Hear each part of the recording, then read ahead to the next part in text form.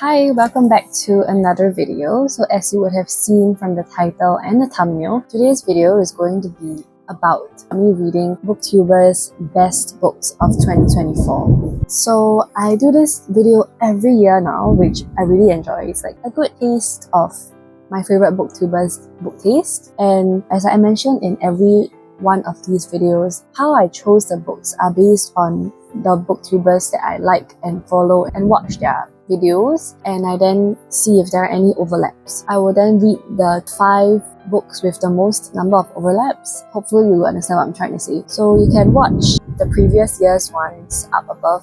So I'm coming to start this video because I have finished the first book for this video, and that is The Eyes of the Best Part by Monica Kim. This one was disturbing. It was a little bit unhinged. You know when you read like a really cozy book and there's a lot of food in it and it makes you want to have that kind of food. You can smell the food, you can taste the food yourself.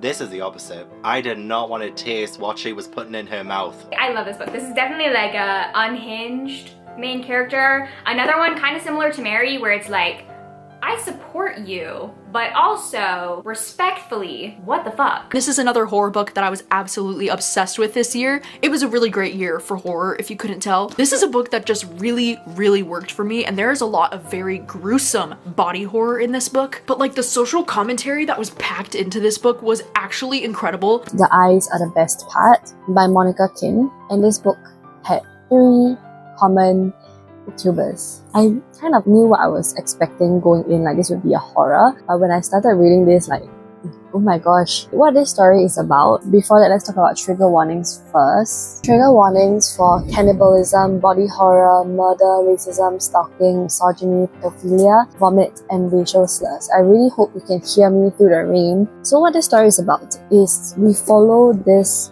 family. I believe they are Korean American. If anything, they are of Korean ethnicity and they're living in America. We follow our main character who is Ji-won. She has a younger sister who is 15 called Ji-hyun.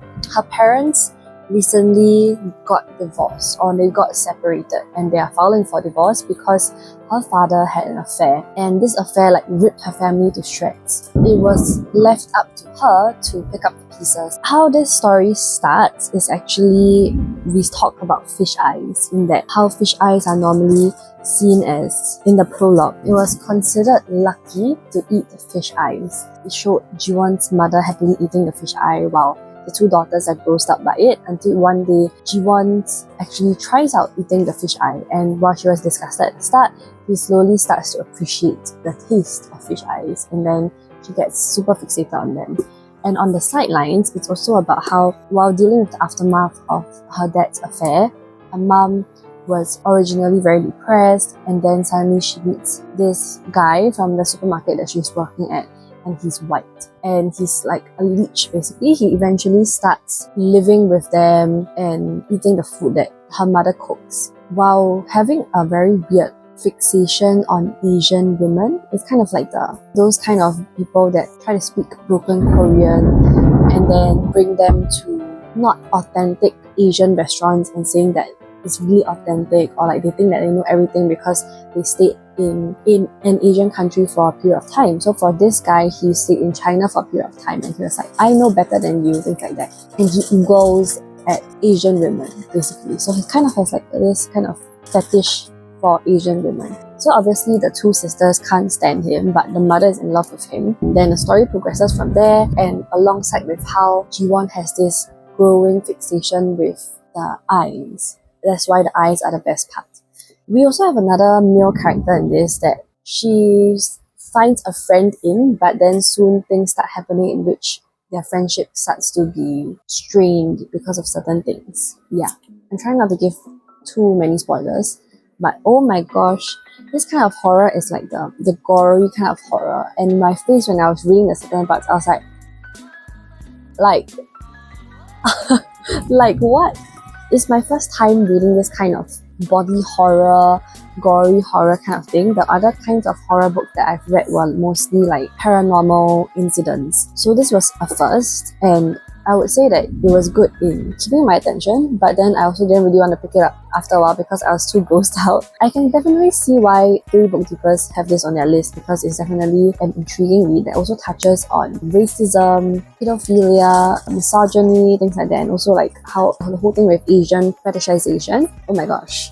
In the end, I gave it 4 stars because of how I generally enjoyed my reading experience, and it was a unique reading experience, but not the full 5 because I felt like the ending was overly convenient in wanting to have a good ending for our main character.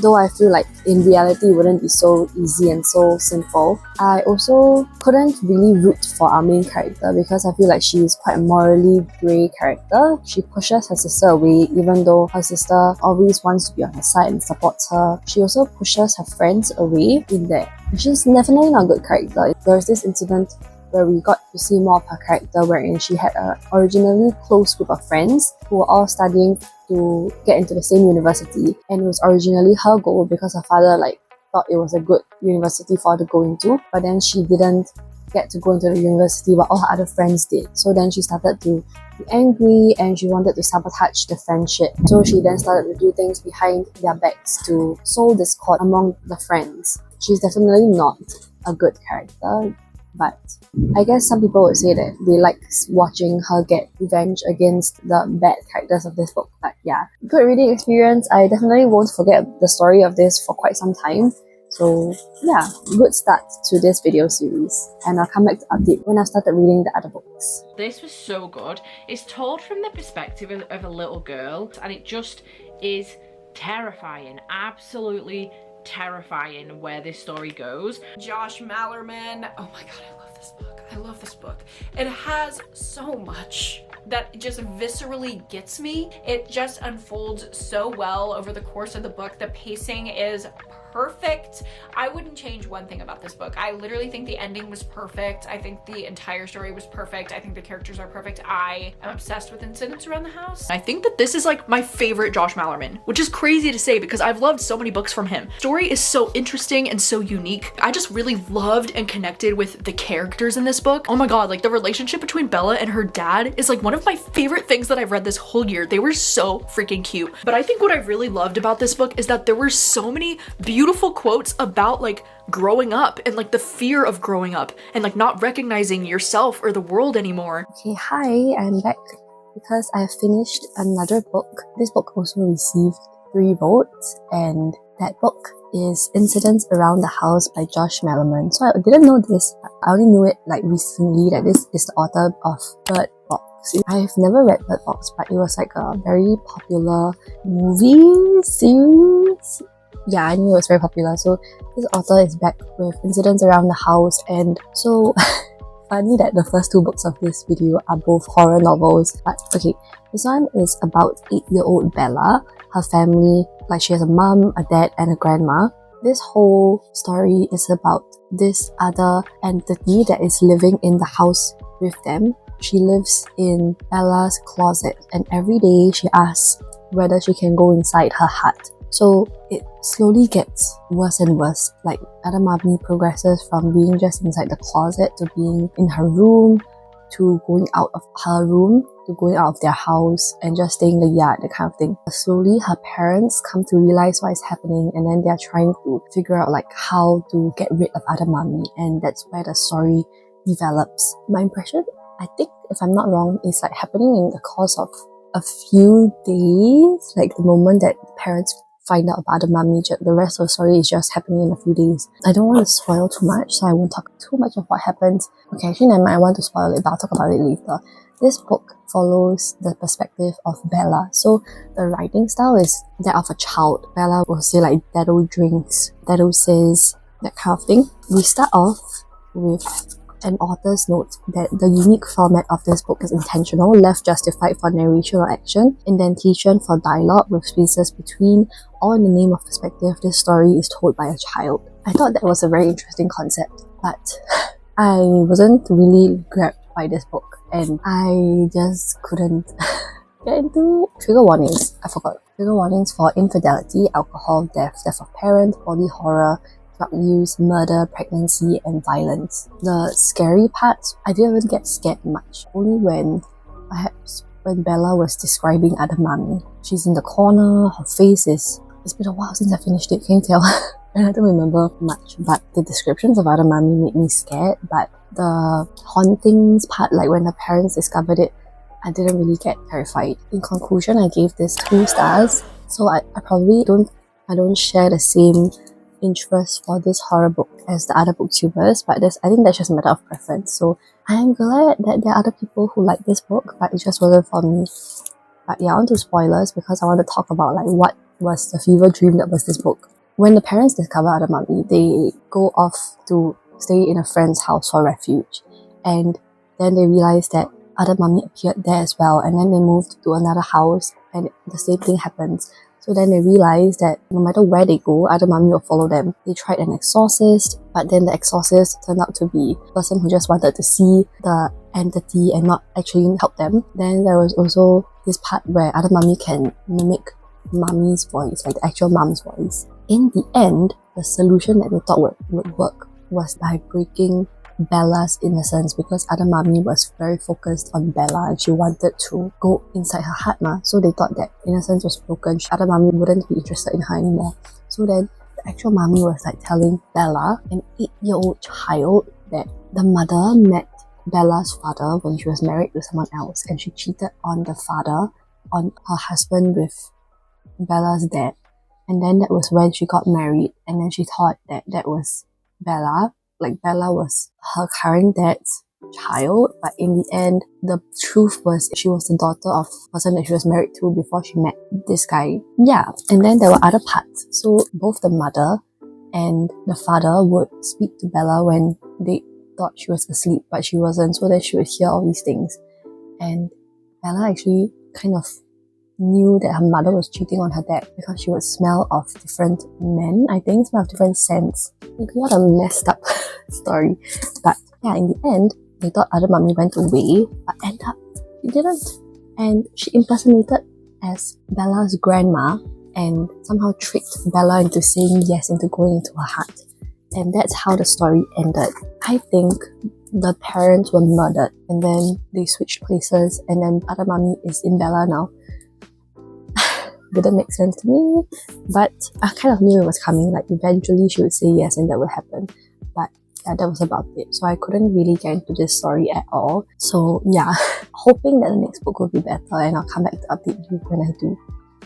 I simply have to put this book in here because I think this is single-handedly some of the best fantasy that I have read in a while. And that might be a big statement, but it does seem true in my head. I really love this book, and I love the plot, the magic system, everything about it was so unique and different to what I typically tend to see in fantasy. I really love that there is a tarot card aspect to this, which made it really interesting. This is by far the most fun fantasy that I read all year, and when I read this, it had also been a while since I read a fantasy that just sucked me up like this. This is what I want fantasy to feel like. It's just incredibly my thing. It is dark and atmospheric. There are themes of monsters in the main character. There is mist.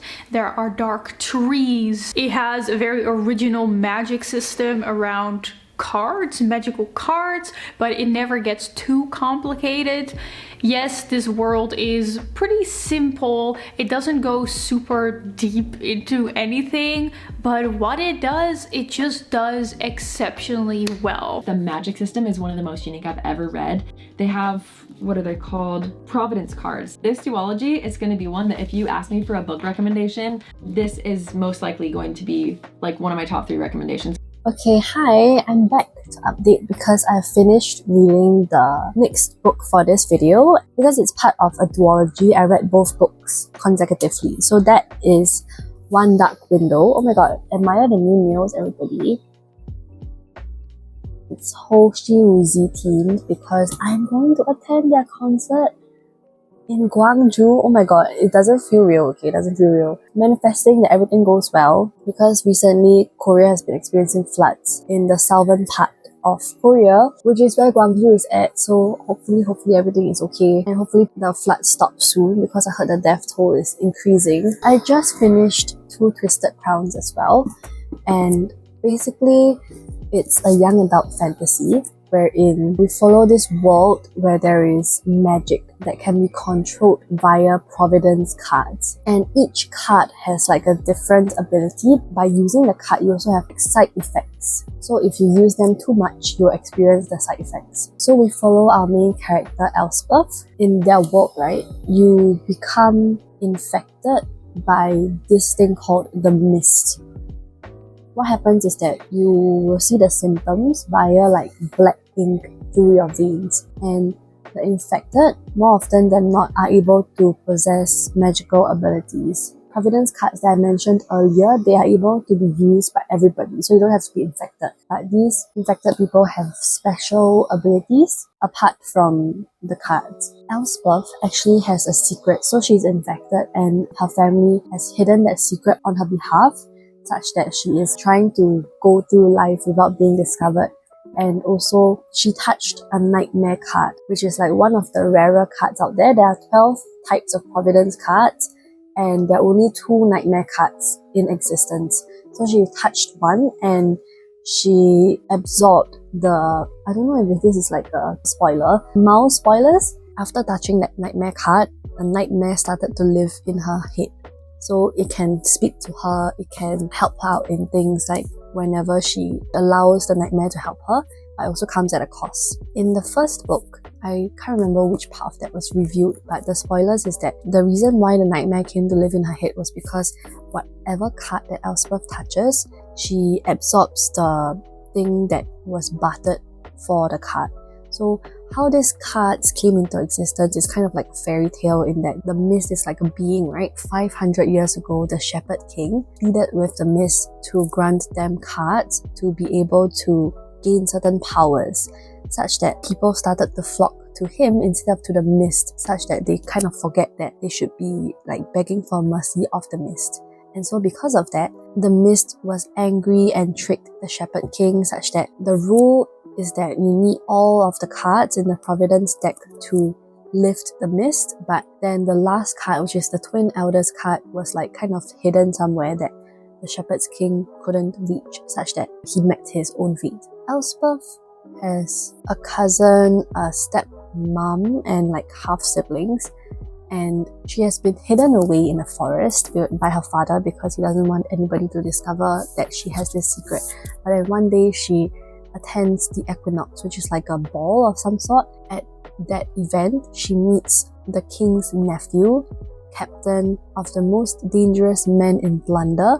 Blunder is like the town name, if I'm not wrong. And then their romance starts from there. So then she finds out that Captain, who's called Revin, is actually plotting treason because he's trying to gather all the cards to lift the mist without the king knowing, because he doesn't agree with what the king is doing. And yeah, so the story progresses from there.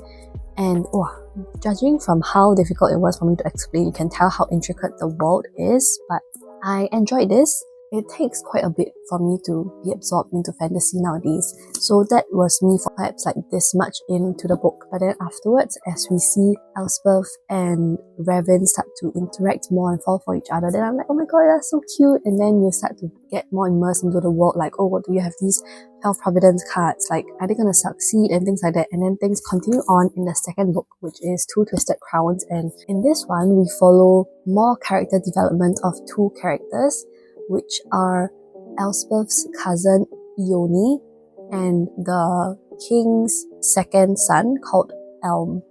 Yeah, so like that's their story here, and also like some parts of the main story ongoing as well. I have to talk about them together, I would feel. Let's talk about trigger warnings first. Trigger warnings for violence, blood, injury details, sexual content, death of parents, child death, child abuse, and abandonment. I really enjoyed the magic of like the 12 cards and all the different uses of the cards. For example, White Eagle gives you courage, but at a cost it becomes something. Okay, I found a guide of this Providence cards online. So yeah, should have done this from the start, right? So it's the only legal way to perform magic, and it's considered Blunder's greatest treasures due to the rarity of these cards. Anyone can use them if touched with intention. They must clear their mind and tap a card 3 times for the card to be theirs to wield. The magic holds even from afar until they tap it 3 more times or someone else touches it. And the punishment for stealing a card is a slow, grisly, and public death. So we have 12 Black Horse cards, which allows the beholder to become a master of combat, but overuse results in the beholder becoming weak. Then we have 11 Golden Egg cards. It grants great wealth, and then overuse leads to all-consuming greed. I'll just put like the whole thing on the screen for you to see as I continue talking.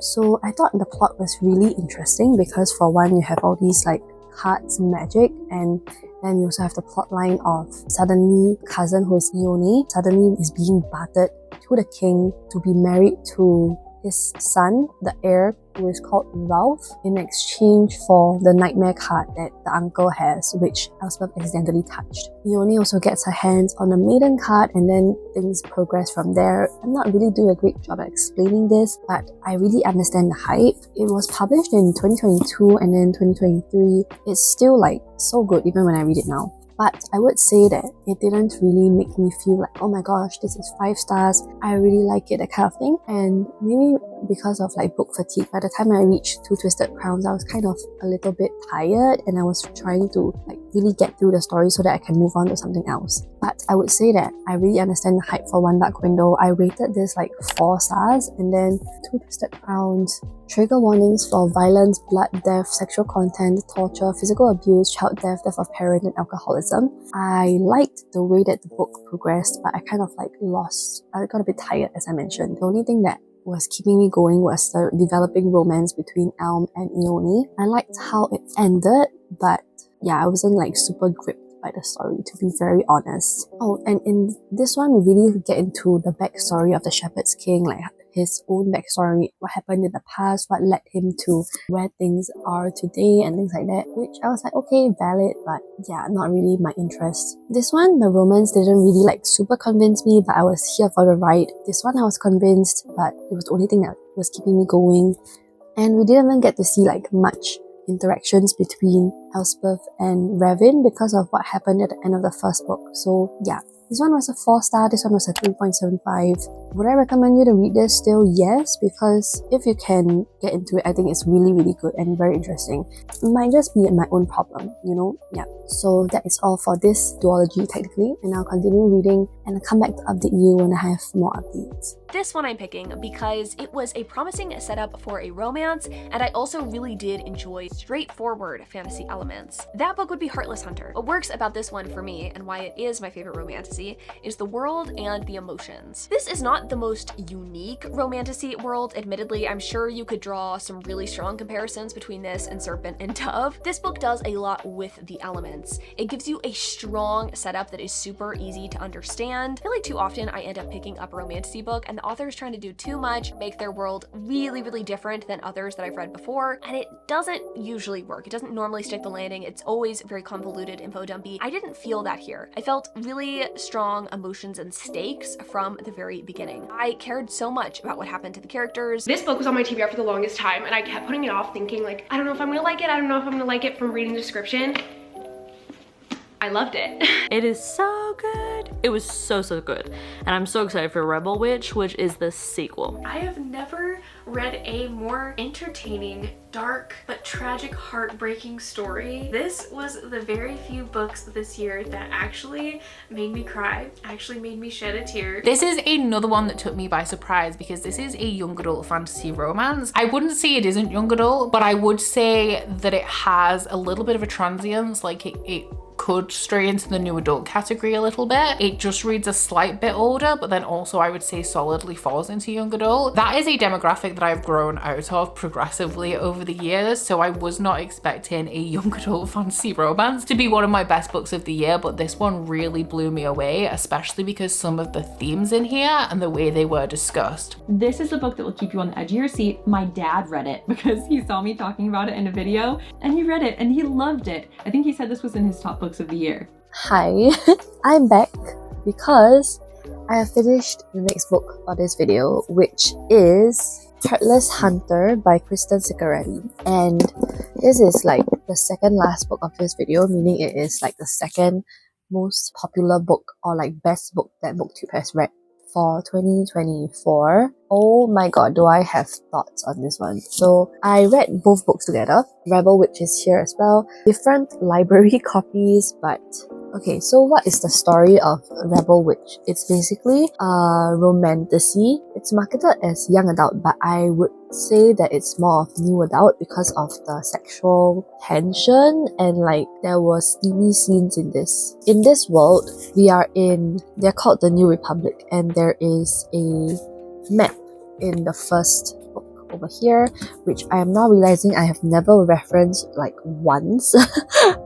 But yeah, that would have been good to reference while I was reading it.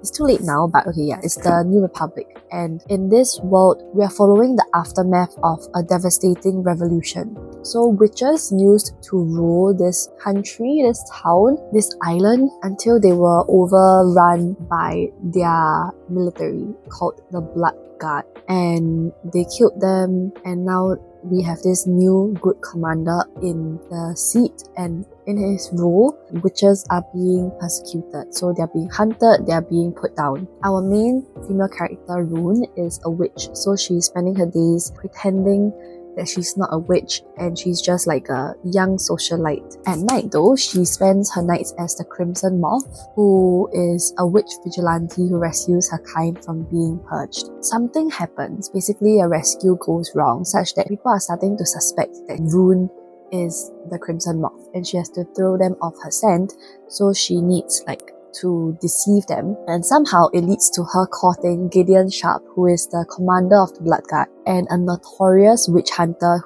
He was the one who shot the queens in the head, and then their relationship develops from there. And oh my goodness, when I say that this book is like the first book in a really long time where I've been reading and reading and don't want to stop reading, I don't want to watch anything, reading is my main focus.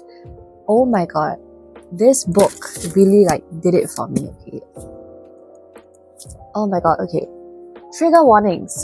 But you know how I feel about this book already. Trigger warnings for blood, death, violence, sexual content, death of parents, sexual assault, drug abuse, addiction, and child death. Oh my god, the yearning, the pining, and then the like, I cannot fall for him or her because of this. We are like on different sides. Oh my god, I loved it so much. And any book that makes me feel like this, it deserves a high rating from me, okay? It's really been very long since I felt something like this, and it's so... One thing that I have to say that I really didn't like about this was the fact that in the first book, Gideon was very judgmental to witches. Like, he has his very painful, traumatic backstory, which I will not want to spoil, but just know that it's really, really very traumatic. And as such, you get to understand why he is who he is. Like, he is the Blood Guard commander, he hunts witches and doesn't feel remorse. He believes in his cause, but he recognizes that his own soldiers, they have good or bad. So why can't he have that same kind of empathy or sympathy towards witches? I don't understand. Also, like, apart from just witches, he's also very judgmental to those in the elite, meaning Rune also. So he always viewed Rune as like this really like aloof, shallow, materialistic rich girl who doesn't like know anything about what it's like to be poor. He just judges her a lot. There was a time when they met when they were like very young, and she is his younger brother Alex's friend.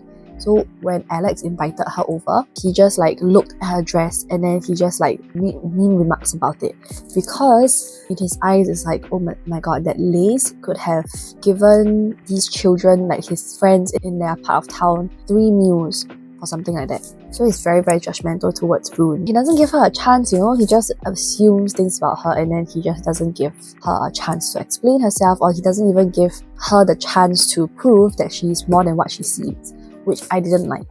But oh my god, the yearning is...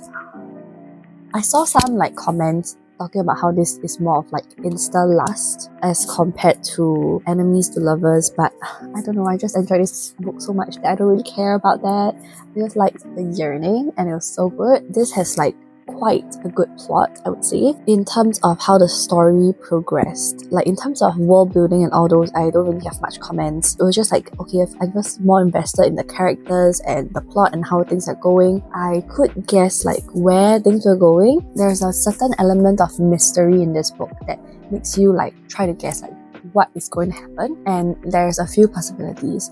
So I didn't even try to guess. I just like knew that these were the possibilities, and then I was like, okay, I'll just wait to see how the story unfolds. And I liked that element because readers could also form their own thoughts and speculations as we play along, and I just liked it a lot. I just really enjoyed it. And then we moved on to Rebel Witch, which is like the second book in this duology. So there are only 2 books. The story is finished. I'm just coming off that high because I just finished this book. I started this like, okay, to give context, it is Friday. I started it on Wednesday night at like 11 p.m. and then I slept at 1 because the story was so fascinating. Maybe 11:30 p.m. down to 1 a.m. And then the next day I had to work and everything, but I was reading whenever I had time. And then I finished it today on Friday. It's 400 and like, I don't know, 450 something, 458 pages, guys. I have never read a fantasy book so quickly in my life, in my recent life at least.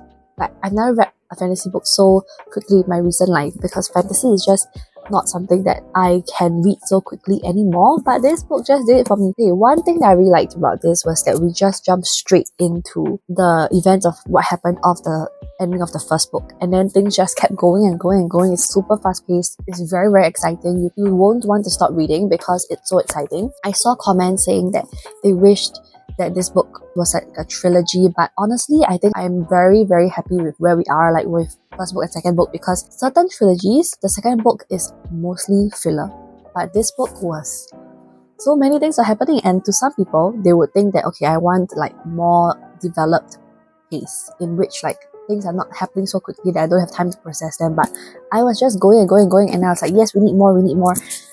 Yeah, totally no issue with that. And I loved the second book a lot because the pining and everything just intensified, and then they're still on different sides, like what can we do to resolve this problem? It's still there, and the yearning between both of them is, oh my god, they're like, why am I attracted to you? I cannot be attracted to you. Oh, it really brought me back to those days when I was younger and reading a lot of fantasy and just enjoying my life, you know. Oh my god. And then there was a particular scene, I would say at a hot spring, okay, just not to spoil things too much, that freaking angst, oh my god. Okay, there were a lot of like instances in this series where they had their own misunderstandings of the other person, and normally that could be solved by communication. So what's happening is miscommunication, right? And that's a trope that I normally really hate, but I just really loved it in this series because it wasn't dragged on for very long, and they always communicated about it afterwards, and then they realized like, oh, this is why, and then the misunderstandings are resolved, and then it's like the fluffy angst that I love when I read fantasy or any kind of books in general. Okay, I'm too excited. I need to calm down, but this is definitely making its way to one of my favorite books this year. Wednesday night when I finished Heartless Hunter, I immediately started searching for books similar to this because I need that high. I want to chase that high. Yeah, so I don't know what kind of fantasy I'll be reading next, but this book made me want to read more fantasy, which I really needed. Like, oh my god, it proved to me that I can still read fantasy. I definitely see the hype for this book, and I understand why. I appreciate it as much as all the booktubers do. It has its flaws, I'm certain, but I'm just so in love with it that I refuse to listen to anything, or even if I see your point, I will just say that I still enjoyed it nonetheless. I also have to say, right, it's like one of the first times in a really long while where I've read a duology and the second book didn't really like ebb off for me. In fact, it was even better, because normally like first books in the series for me are always the best because nothing else can like live up to what I experienced. But this was so good.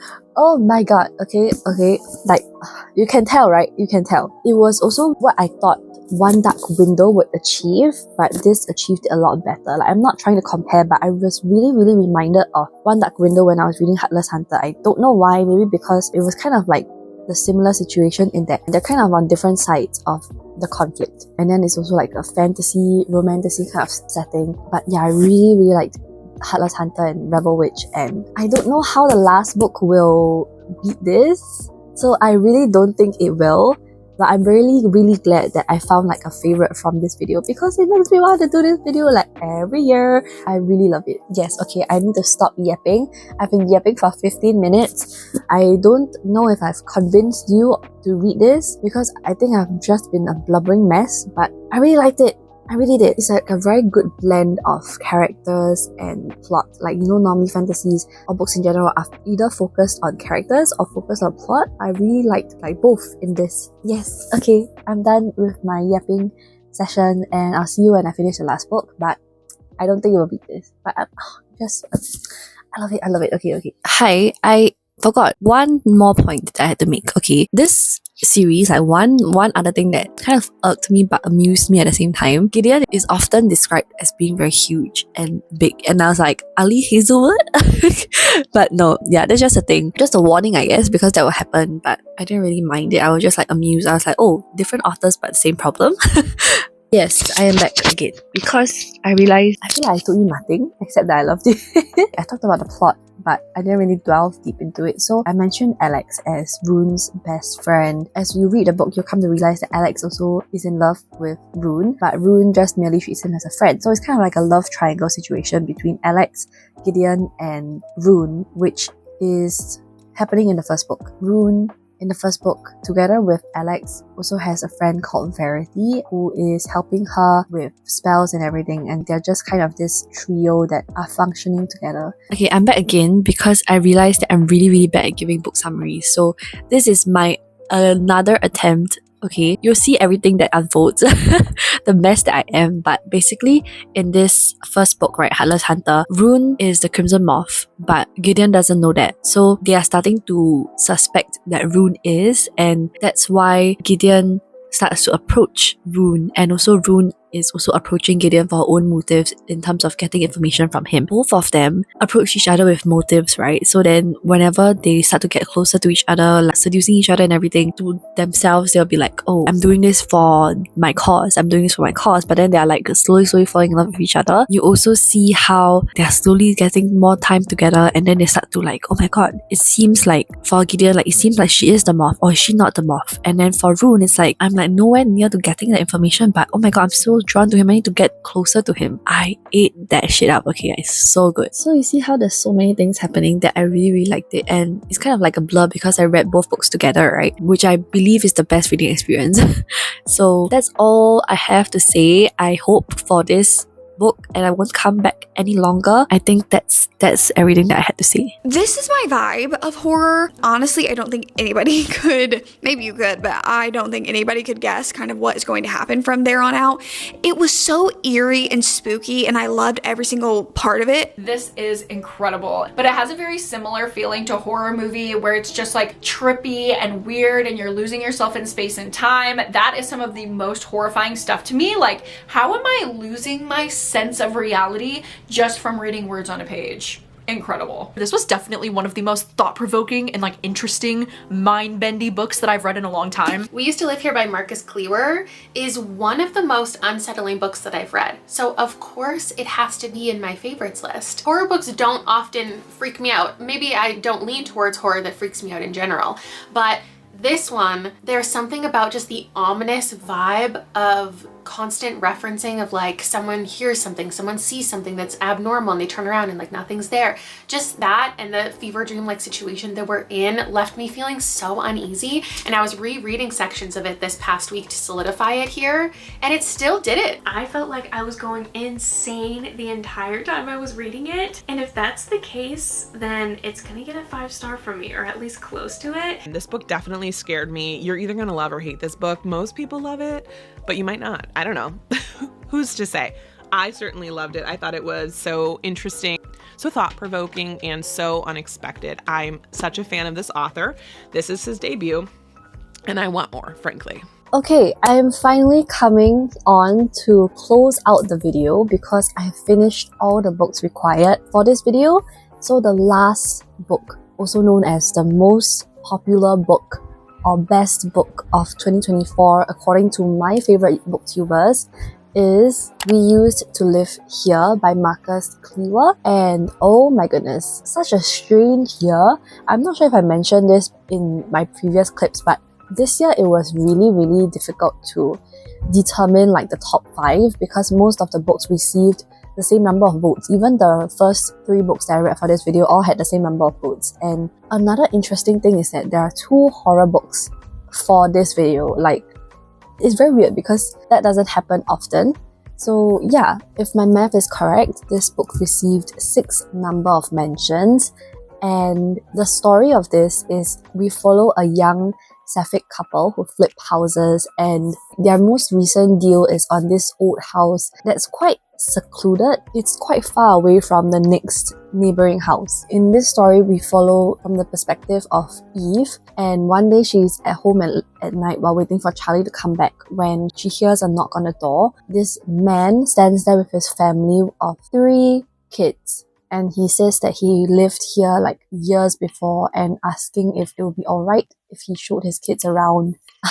For this part, I really don't understand, but it's like the typical horror story where you're like questioning the main character's decisions. But yeah, she lets them in, and then the moment she lets them in, weird things starts to happen. Like for example, the toddler goes missing and there's like weird things happening in the basement. Eve is having like a very difficult time asking the family to get out. It's all about that, and I don't know how much I can spoil, but it's really strange. And okay, trigger warnings: gaslighting, forced institutionalization, violence, homophobia, mental illness, religious bigotry, animal cruelty, lesbophobia, and death. So for this story, when the moment I finished it, I left a Goodreads review saying, what in the mindfuck?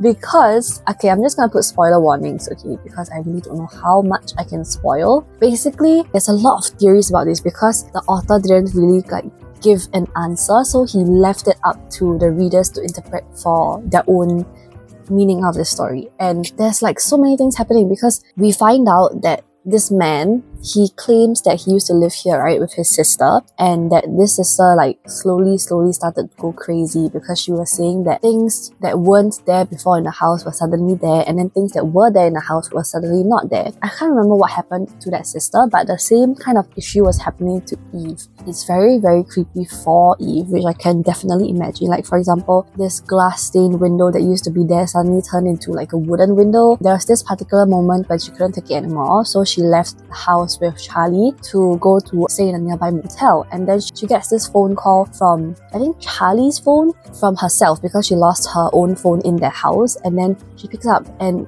the person on the line is Charlie calling her saying that the person you're with is not me. And then the goosebumps that I got was crazy. And then afterwards, Eve tried to leave that place, and then she got chased by that Charlie. We don't even know what's the truth anymore. She goes back to the house, and then more weird things happen. The most popular theory is that this house is the point in which parallel worlds occur.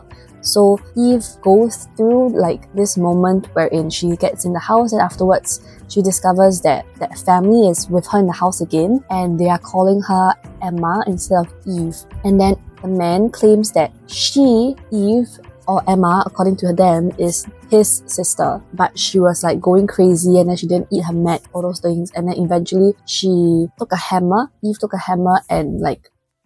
it to the man's wife's head such that she dies, and then she's forced to be staying in this mental institute. At the end, this guy, I think he's called Thomas, he presents her with a locket that belonged to her partner Charlie. In the original story, that locket belonged to Charlie, and inside there is a photo of Eve. So that is what she gets from him. But when she then gets into that state where she's called Emma, that locket is on Thomas's wife's neck. That's why she takes the hammer to her head, because she believes that they took Charlie somewhere.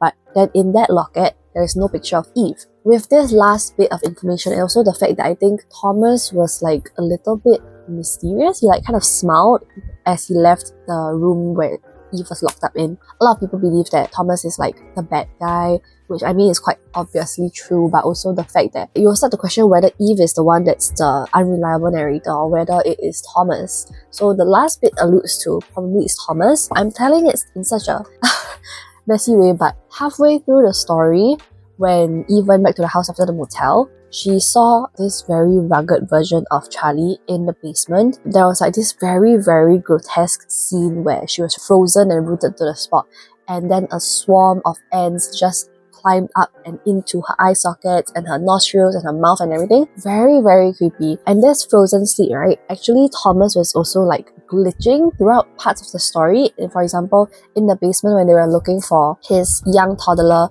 Eve saw that Thomas was like in a very rigid posture, and even when she called him a lot of times he didn't answer and he looked like frozen, shell-shocked. And another time he was like wailing and screaming outside the house. After they shook him, he kind of like came awake and he didn't even know what he was doing, so they alluded that to like sleepwalking. But those kind of allude to probably the parallel worlds thing. The stories and theories are endless. One really, really smart thing that I saw from Reddit was that the toddler is probably from a different world also. So that's why she got lost in the basement, because she was trying to get back to her own world. And even at the start, when Eve was first giving them the tour, the toddler called Eve Emma. And then Thomas was like, isn't she called Eve? It's kind of like she probably knew what was happening, you know? Which is like, oh my god, everything is coming together and I got goosebumps. A very, very like clever story that gave me goosebumps and made me like scared, and I didn't want to read it at night at all. Yeah, the concept is like, oh my goodness. So I really, really can see why this book was like such a favorite, and I gave it 4.5 stars just because of how much I enjoyed this story, but also I didn't really like, I'm not smart enough for this. So minus that 0.5, and also the fact that the start was like kind of like a, this wouldn't have happened if you didn't let them in, you know? Didn't top Heartless Hunter, but this was a very good way to end this video also. I am really excited to read this year's favorites in next year's video. And yeah, this is where I will leave you with in this video. So if you're still watching, comment like a ghost emoji. And I hope you enjoyed. If you enjoyed, please give this video a thumbs up. Consider subscribing to my channel for more of such content. I hope you're having a great day or a great week whenever or wherever you're watching. Remember to stay hydrated, and I'll see you in my next video. Oh, if you're still watching, I will just put like a final ranking of all the books in terms of my enjoyment. And yeah.